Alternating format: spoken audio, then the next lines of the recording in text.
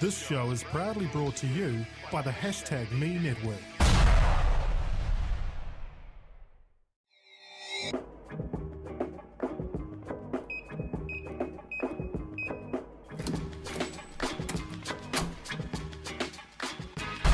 Access granted.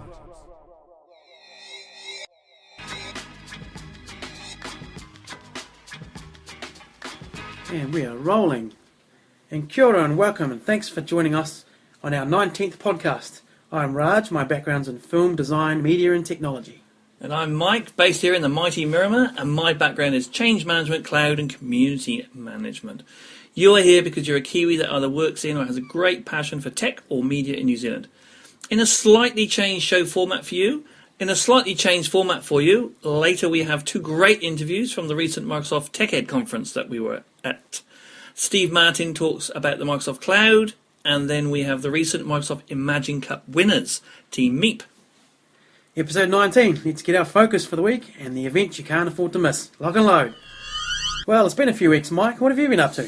I suppose we've been thinking about what on earth we're going to do with all that awesome user feedback that we got. Yes, we've got quite a bit, which is good. It is. It was awesome. I think the thing that everyone talked about was, of course, the interviews are gold. Yes, they love those. They love those.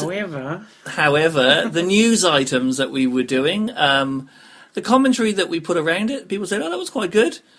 But where are you going to go with that? So, and it's the internet. I can get all the news that I want. Yeah, so almost like we're repeating stuff from somewhere else. Yeah. So that's all right. But we are going to focus on maybe a couple of things a week that we can put out a little slant or point of view on. Yeah. And we'll do a bit of that So instead. we're going to change it up, and we're going to not do a listing of news items. Well, we're not going to do it on the podcast, but probably we're going to be blasting out more than ever on Twitter. Yeah, that's right. Yes. So Mike's come up with this amazing idea of getting our content onto our #Me website page as the podcasts go up. But in between those times, Mike's come up with a recipe. We've got a recipe a recipe for success. That's what it is. Yeah. So yeah, look, I've been using.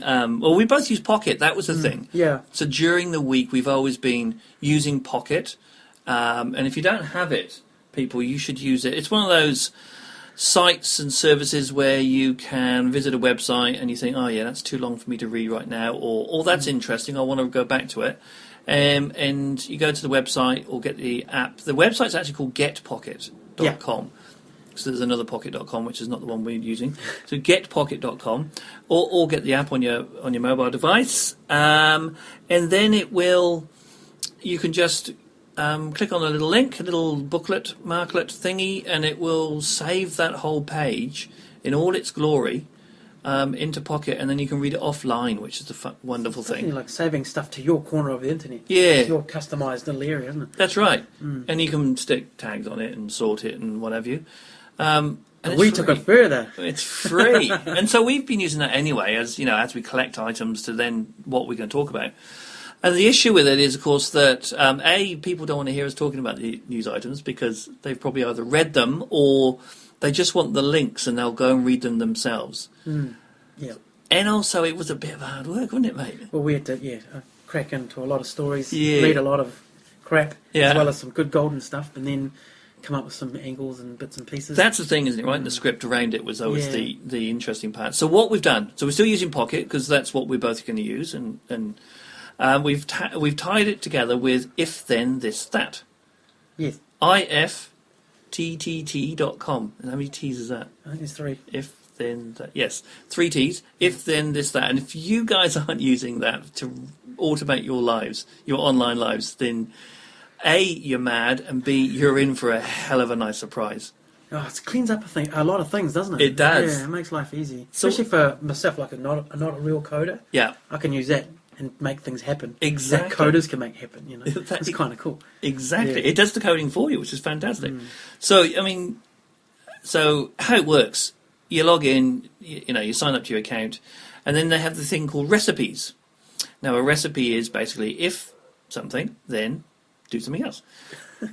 And then what we have got then, of course, is if Pocket, and then we've actually got if an item in Pocket is archived, and that's something that Pocket does, and then you can just click the little tick box and away it goes. It's off your list.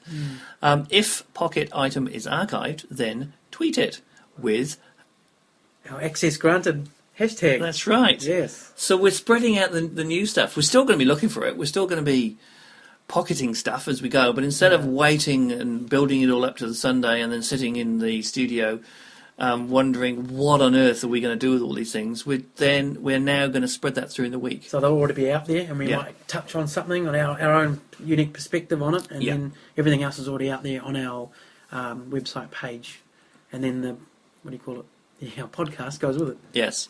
So what will happen now is during the week we'll just put out, both of us will put out the tweets or the links that we think we possibly would have talked about, and it replaces the show notes. Really, that's the biggest thing. It replaces the show notes.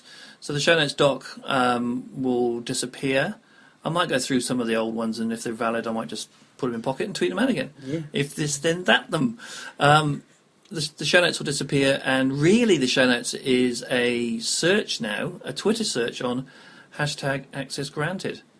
That's really the show notes. Our notes. Yeah. And any other bits and pieces will be on the blog post itself when we put the podcast out. So the blog posting on #me.co.nz, each podcast has a page anyway. Yeah.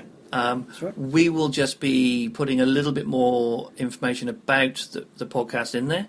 So we intend to do two, they're not news items, two focus things that we want to talk about. Something we found interesting this week, right? That we think we could talk for at least 3.5 minutes about. Yeah, that'll do. Yeah, exactly. This week, of course, this is it, so there won't be a lot to put up there. Well, I'll put up the link for Get Pocket. Yeah. And if this, then that. The recipe stuff. Yeah. And then we're going to do 2 events. We still think the events are worthwhile. There's a lot of events going on around New Zealand, so we're just going to pick 1 or 2 that we think for the coming week, or maybe the next couple of weeks, so you can go and register in time. That these are the ones that you really, really should be looking at, guys. Again, anything else that we think, that's quite an interesting event, or that's a meetup that someone's having, please don't stop telling us about the meetups. Then we'll just tweet them out. Yep. Out they'll go. So there you go. That's what we've been up to. Yeah. Apart from, and this all came from, I suppose. Well, yeah. We had that break, and why did we have a break? Well, I went to Tech Ed. That's right. A lot of projects on. I launched a Innovation Islands project, which is still going, and that took more time than I thought. You got ill as well. And I got ill, and then we went to Digital Nations while I was slightly recovering, and checked out the old museum. That was great. So the museum. Yeah, the museum. That was the highlight for me, actually. It was good, yeah. That would have been my thing to talk about. I played a couple of games, right? Yep. Done. That was it. Played a game. Oh, like the new games, the releases or whatever. Killer Instinct or whatever it was. I smashed somebody and then I walked away. And then I went walking down to the museum, and these guys have just decked out the whole area with all the old gadgets from the good old days, so like cartridge games. I clocked Duck Hunt again, like I did when I was 12 or something. And on a Nintendo, and then I looked at all the Macs, because I'm a Mac guy. I looked at a whole bunch of all these old Macs. Then I looked at all these old PCs that, in quote marks, were portable, but they came in massive suitcases, and they're pretty cool though. But they were bulky things, eh? And then the old big hard drives and floppy disks, 5 1/4. No one remembers those, eh? Mate. They were there. I actually took that whatever you call it, that portable. Oh, yeah. I remember taking one of those home when I was, I must have been 19. Yeah. Because I was going to do some work. It had a green screen in it. Ooh, flash. Floppy disk. It was portable. That's before CGI, but literally, right? it could go into my back of my car. I remember that. So I could drive it around. So technically it was portable. It was portable. Yeah. Oh, my God. You wouldn't put it in a satchel. No. So yeah, that was some highlights that have covered what we've been doing in the last few weeks. And some of that stuff you can see on the #me site. Like the Tech Ed roundups we have every day, and interviews with people, like the one we did last week with Nano Girl, and that was at Tech Ed, I think it was. That's right. Yeah. Yep. So that's an excellent interview. What have you been up to in the meantime?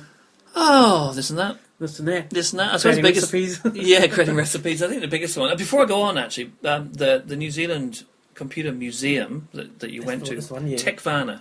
That's it, isn't it? Techvana.org.nz. They're going through a round of equity funding, but was it crowdsourcing equity funding on Pledge Me? Oh, right, yes. So instead of standard, you pay your money, you might get a funny watch at the end of it, or a thing, and you get a reward, or that the album is made, or whatever that normally happens with the Pledge Me type projects. This is you pledge money and you buy shares, and then you start to own the company. I love it. Isn't that awesome? That's So really I've cool, eh? already bought my Have bit. you? I've got to get onto it. I know.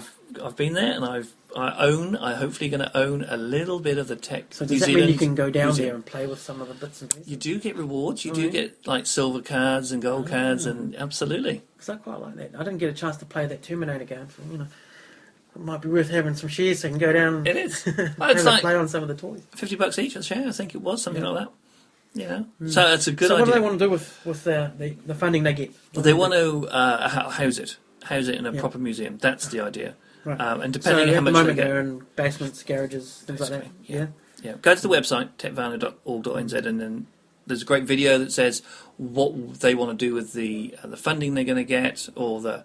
Well, it's not funding, is it? Funding implies you give and you don't get anything back. It's the share equity. You're going to buy stuff. So with the money that goes in, what they want to do with it. So they'll grow it. They'll want to make it bigger and better.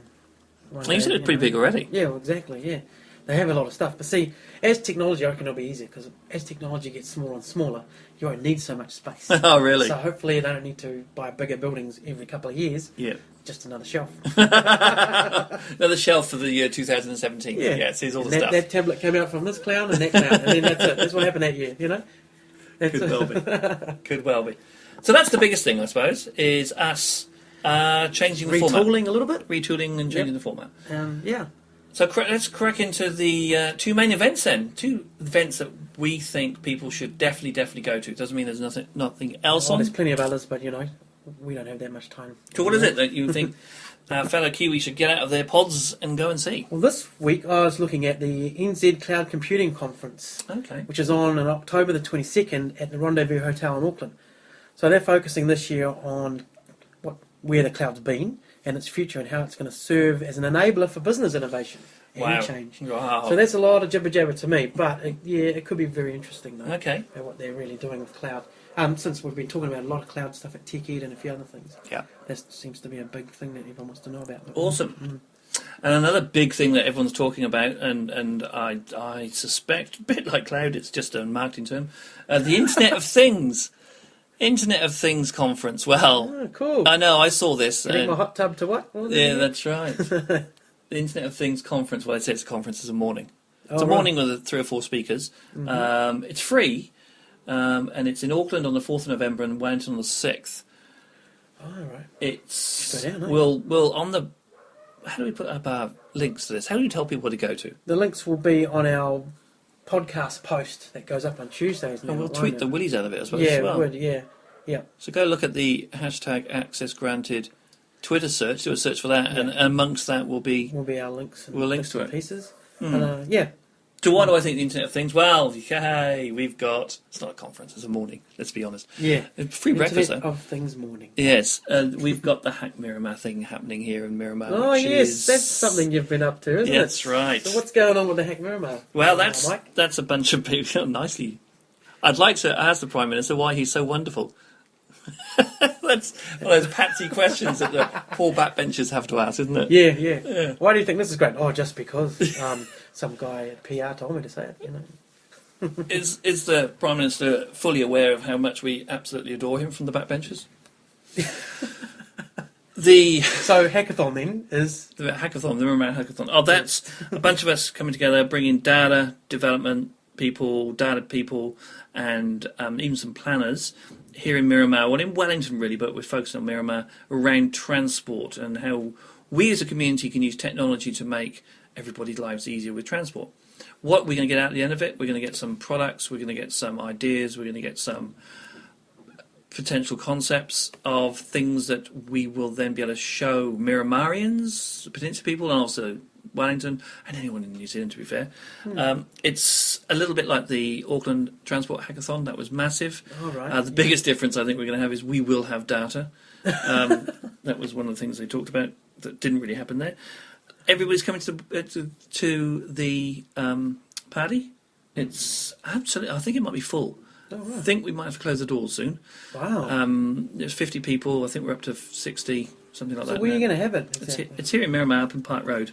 Okay. It'd be grand. The biggest thing of the Internet of Things, though, is we're going to have a bunch of sensing and Bluetooth stuff that we're going to play with. Some hardware we've got, and we've got some Bluetooth sensors going up around Miramar for tracking of, or sensing of people in cars and stuff. So we can do, how long does it actually take to get from here into town? Oh. And which route So should we instead take? of just saying ages, you'll actually have a number. That's right. And also, which way do we go? There's multiple ways to get into town, and we can now make an informed decision as opposed to, I don't know, I'll go left. So that's that. So there you go. That's the sort of news. That's our news, really. Yeah, it's big news for us. And events that are, they're all over the internet, but those are our highlights. And of course, they will be access granted hashtag on Twitter. That's the way to find them. Yeah.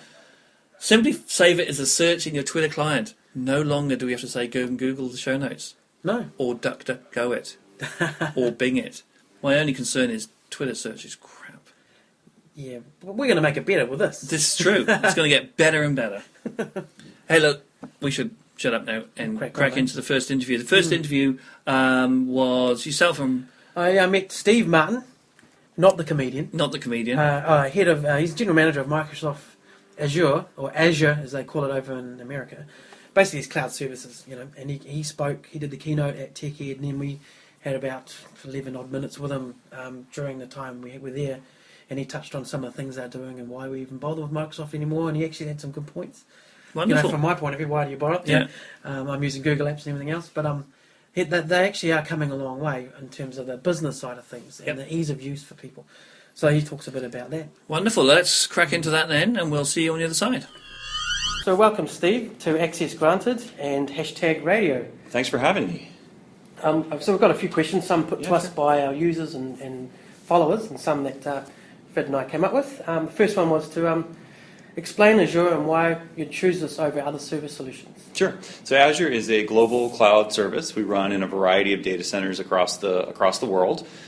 We provide infrastructure services, compute, storage, bandwidth, but we also provide a lot of high-value services as well that sit on top of that. So we have many traditional IT organizations that use us for their dev test environment, their production environment for traditional applications as they pick up workloads that have historically sat within the four walls of IT and they run them more efficiently in the cloud. As well as we have a variety of services that help customers do things in a different way. Anyone that saw the last Olympic Games, there's a good chance that the information that you saw, whether it was web-related, flowed through Azure. So the media encoding, the dissemination was all done on Azure. And the beauty of that is the broadcaster didn't build out a single server for that. So of the millions of people that saw those broadcasts worldwide that tuned in or watched replays, that was all done on Azure cloud on the Azure cloud. And the moment that it was over, the broadcaster just flipped the switch and turned it off. There was no big data center or servers to sell, no infrastructure that they were left with. That's amazing. Yeah. And so why did some would ask why it took Microsoft so long to get their head into the cloud services and become one of the bigger players now? Yeah, these are things that take a while to get right. So it wasn't necessarily about, our market entry isn't the same as when we first got started. I have been working on cloud services at Microsoft since prior to 2007. So we have been very active in the space from the beginning, and we knew that this was something that we had to get right. Microsoft has run a variety of other services at big scale. Hotmail is a great example. MSN is a great example. But we had not been in the infrastructure space before.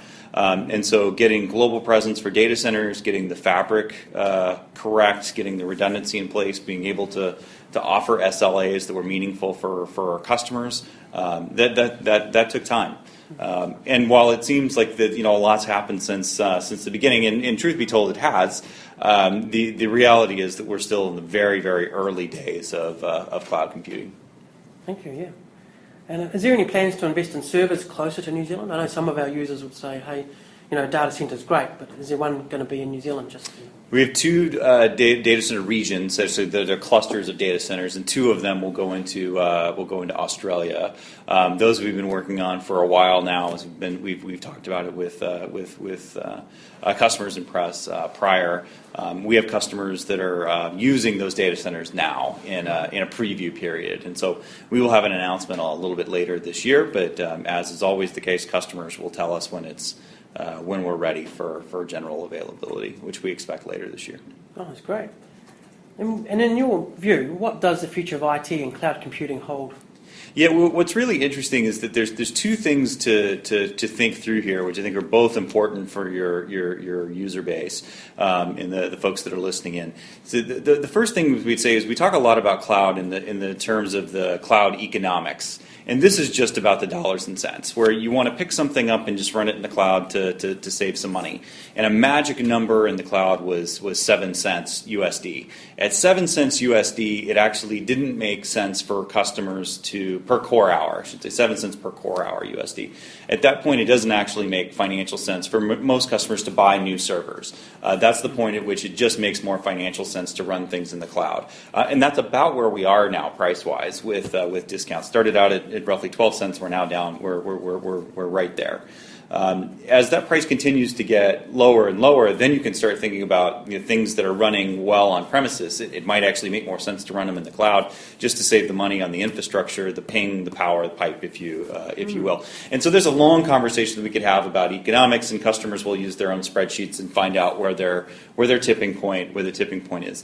Another and potentially even more important area is what I call cloud technology. Because there's lots of things that you can do in cloud that you just can't do on premises.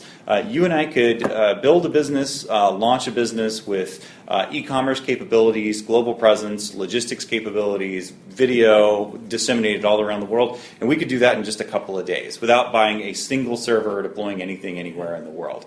And so a lot of what cloud allows you to do is to do things very, very differently than you can on premises, irrespective of the economics involved. And we want customers to think through both sides of that. It's not just about money. It's not just about technology. There's room for both in this conversation.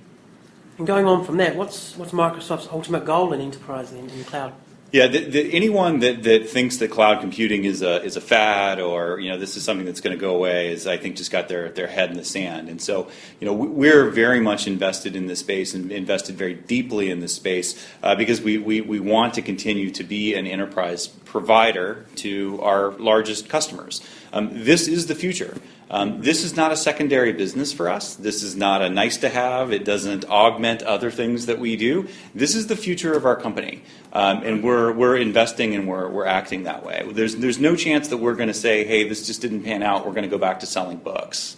This is our one and only business, and we will invest very deeply to be successful in this area. Mm-hmm.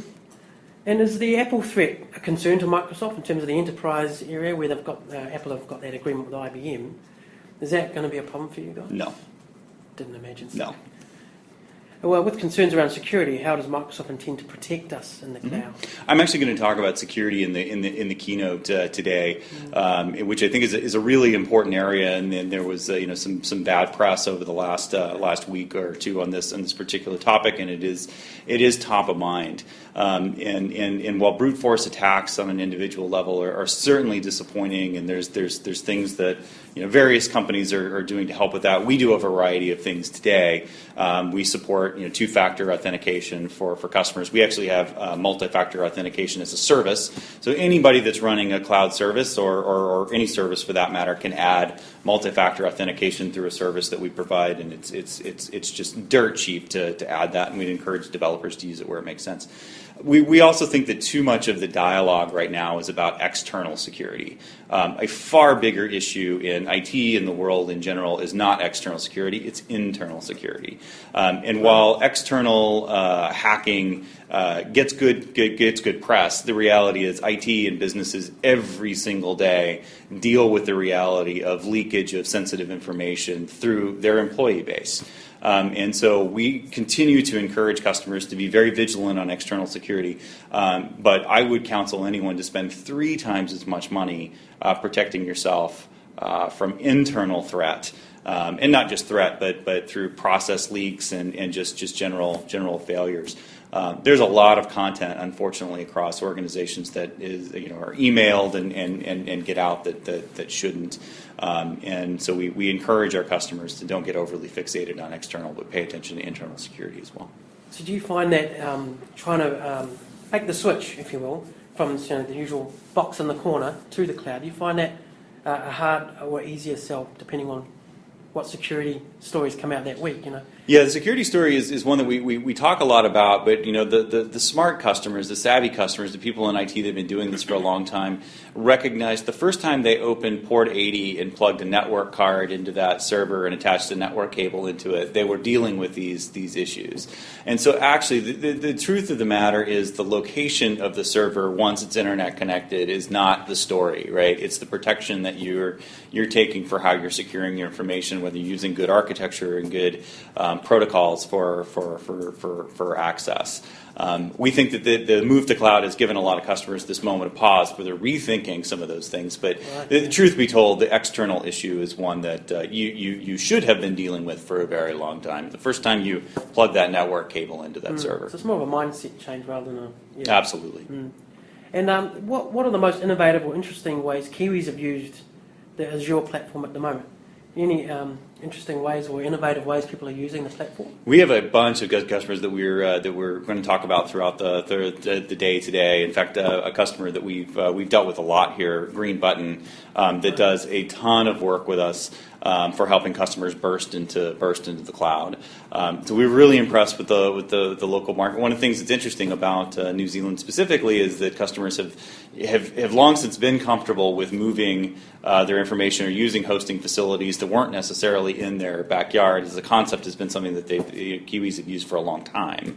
And so this move to cloud, through virtualization was something that was relatively straightforward. And so we're delighted to see numbers like 274% growth, year over year for our customer base here in New Zealand. That's great. Just one last question. What's the most exciting tech coming down the pipeline, if you're allowed to give anything away, that Kiwi devs should look out for and be prepared for? Yeah, you bet. So we've published a roadmap, and we've given information to our sales field that is working with customers to help give them guidance on where we're working. And we've talked a little bit about this before, but one of the areas that we're really proud of is the work that we're doing to increase I/O performance on computing.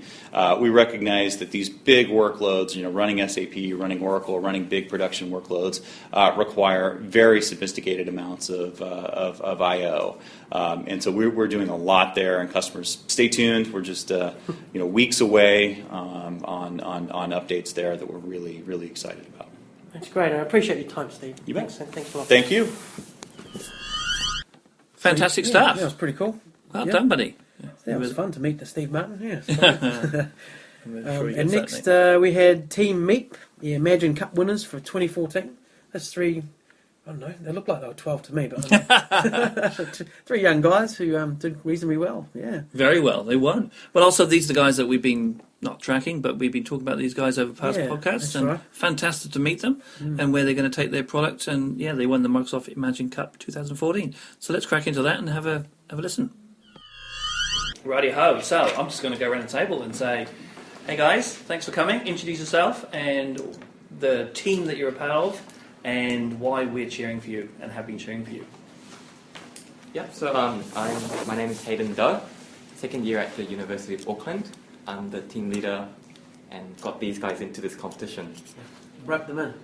And the competition was? The Microsoft Imagine Cup. Excellent. And you've got either side of you? Yep, so I'm Jason. I'm also a second year university student, and I'm the lead presenter and business side of this project. Cool. I'm Chris Dwyer. Graduated last November. I'm doing technical side of this project. Okay. So you three, the team? Yes. Wow, very cool. Just three of us. So for any Access Granted podcast listeners, we've been following you guys. We heard that you won the New Zealand, and then you're off to Seattle, and we did the big cheer when we go, they won. So for those that have no idea what we're talking about, can you take us through what it is that you've done and how you got there and what it is that you won? So how did it start for you guys? Yep, so if we go all the way back to the beginning. Yeah, that's right. Yeah. Good place to start. Yeah. So First of all, there were the dinosaurs. And Yeah. yeah, then there was actually I guess it all started from this program I did with Microsoft over the summer called the Microsoft Student Accelerator. It's where you it's more like an internship at the end of the year during the summer with a partner company that Microsoft works with to just get work experience and just connections. So that's where I met Chris. He was also in the part of the team that I was working with. Yeah. And then this is how I really got to know the Imagine Cup. So we did this program. They encouraged us to join the Imagine Cup, introduced us, and we just decided to give it a go. And we just formed a team, and here we are. And now you're winners. So what the idea? I mean, you must have had. You can't just go right. We're going to go and develop something. Was that hard to come up with the idea, or you knew something and you went right? Let's try that. Yep, What was the idea? Yeah, initial stages we were just back at the drawing board. Hey, we wanted to focus on an idea that was really relevant to everybody, and it was really hard because nowadays there's an app for everything basically. Yeah. So through meeting up a lot, we found that the meeting up process was actually really difficult. That people were always waiting for each other, and we wanted to do something that would solve this kind of problem. So like, how long will you be? How long will you take? Are you even on your way? So that's how the whole idea of Estimate started. Yeah. Yeah. Cool. I'm looking at actually, you'd love this app, wouldn't you? Where are these interviewers? Where are they? I'm on the way. Yes. Yeah. No, I can see the app. No, you're not. You're still in the bar. Okay, so you have the idea. And then, so how was that, a year ago? When or 2 months ago? When? So the competition started about January. So that's when we started forming the team, coming up with any ideas. Then I guess the stages were, we first went through the preliminary rounds. Then it was the New Zealand finals, both held at the University of Auckland. Then after that it was the World Semi-Final, where we do like a video presentation and everything's online. And then people that went through that went to Seattle to compete in the World Finals. And were you left alone to do this, or was there is it a structured program, or were there people to help you? Yeah, we got a lot of people helping us right from the start. So we had a lot of mentors helping us, people from Microsoft New Zealand, that just literally just helped us throughout the whole way, what we have to do. There were past people that competed last year that really gave us advice on like the stuff that we should be doing, something we should be focusing on. Yeah, so we had a lot of help. Fantastic. The whole process. And New Zealand punches above its weight in this competition, don't we? Yeah. So, winners big out winners, so this is excellent. And from a technical point of view, were you left alone to come up with, the Microsoft stack and just go for it? Yeah. We actually got some help from Microsoft staff as well. Yeah. So originally we don't have much experience in any technical stuff because when we start building this app, we kind of don't know where to go. We don't know how to start. And Microsoft student partner has given us a lot of help on how to do this. And also I'm MVP. Microsoft MVP also helped us on how to structure the code, on the architect part of the code. How to build it, how to get it going. Yeah. Basically, just give us what kind of technology you have to use to build this thing. Mm-hmm. Yeah. You don't have to say partner. You can say who they are. Indigent, Provoke, Telecom. Yep. So the MVP mentor we got was from Datacom. Ah, cool. So Mohit Singh. Yeah. Yep. And we also got a lot of help from the Microsoft Virtual Academy, the online where you just get videos on the Microsoft technologies and how to use them. Cool. So there you are. You've got your idea. Yep. How do we find these people when they pretend they're going to meet up with us? Are they really going to come? And then you've got the technology. And then it's a process of just building it, trialing it. Yeah. Testing it out. What's it like to take a product? Did you ever think it was a product you think, I don't care if we win, we're still going to make this? Or was it, this is the thing that will get us through the competition? I guess it was more like, if we don't get through, we'll just make a company out of it and just give it a go, because we all thought it was a really good idea. Yeah. So even if we didn't get through the competition, we were like, let's just give it a go, see how it goes in the market. Very cool. Yeah. And so you're going through, how does the process work in, because you say it's like a competition, and I've got spelling bee stuck in my brain. How do they judge? How do you, what's the criteria that gets you through to the next stage of the process? So we were in the innovation category, and innovation itself, the idea itself is worth 50%. There's other bits like business feasibility, How does the app respond to input, the user experience? So idea was mainly the big thing for innovation, and I thought we had a pretty good presentation which conveyed it's something that everybody experiences, people being late. It's Can we see that presentation anywhere yet? Is it online somewhere? We'll be doing a bit of it today at 2 o'clock, where we do our session. So you guys have obviously gone into depth about how you came up with the idea, how you developed it and stuff, but did you also have to come up with the brand and how it would be marketed and how it would go out to the public? Yeah, so literally that was the part of the business plan. We had to come up with everything, but we weren't really on our own because we had people helping us. So many people. You did a whole business plan as well. Students. What are you guys doing? All the startups I know, actually. Yeah. That's great. And then you get through, and the excitement heightens. Yeah, at the start we never thought we'd get this far. It's like, we got through this stage. Let's go through the next one and see how that goes. So that's nice. Okay. Yeah. And are you having to make the product harder and more, or is it now you sort of got the product and now you're just not representing, but you're going through with it, or are you building as you're going as well? Oh no, the idea completely changed from start to finish. It was nowhere like what we have today from the beginning. It was, we got grinded a lot. Yeah, it was really interesting because about 2 weeks before the national finals, the New Zealand finals, we had this boot camp with Microsoft and our mentors, and we literally just pivoted our idea so much that we had to just start again, literally just rebuild the app, remake the business plan. We only had the logo, that's it, pretty much. We had to start again. No, even the name we had to change 3 times because of legal issues and stuff like that. Yeah, there's a lot of trademark. But there would have been a massive learning experience, that whole thing. Definitely. Yeah. It's just part of being the startup. You just gotta be always ready to start fresh again. And I suppose this is the benefit of being a small team, is you're not having to go through the massive process of having these big meetings and stuff. If something needs to change, you guys can just change it, I suppose. Yeah. Complete control. Right, so there you are. I had a question. What was the hardest part of the whole process? Ooh. I think Chris That's a hard question. was the technical guy. So. These two changing their minds. I guess that could be one of the. Imagine that 2 weeks before the national finals, they changed their idea. So that means the whole technical side is it's gone. It's gone. You have to redo everything. Yeah. You don't have 2 weeks. Yeah. The previous I worked like 3 months on that, and last 2 weeks. You still did it. You still did it, mate. Pulled it off somehow. That almost makes it an even greater achievement. The fact that you took 3 months' work, chucked that in the bin, and then rebuilt something in 2 weeks. And won. That's awesome. Great experience. Never want to do it again. Actually, you'll only get 2 week turnarounds all the time now. You've now set the bar so high. Yeah, 16 hours a day work, 7 days a week, no problem. Yeah. I've been through. Wow. So there you are, Saddle. Again, is it?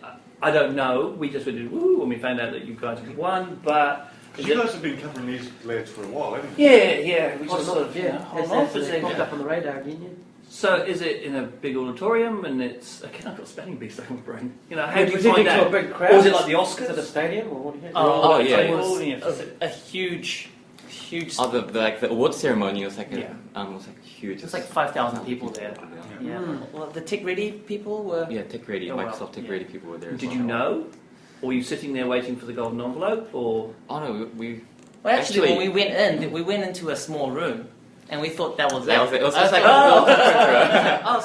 so Microsoft CEO sat you'll probably come over from probably that going to way. come in through that little door and just going to say, "Hey guys, congratulations!" And it's like then it's like, "Hey guys, we're just going to bring you through to another room." And we just go through this giant elevator, like one of those commercial elevators, and we just go up and you just see like all of these people just cheering, cameras everywhere. Rock stars. Yeah. that's wicked. There's like a typical American band playing the jazz music. It's just everything. Awesome. And obviously you come down off that, or maybe you haven't yet, I don't know. And you come back, so what next? Where are you going with it? Yeah, so as part of the prize for winning the innovations category, we get to go on a program with Microsoft Ventures. So we'll be going to London at the end of the year for about a month to get training, mentoring, and connections to other startups. So that's where we actually get help launching the app with the business plan and the product. And we'll really help launch Estimate off the ground.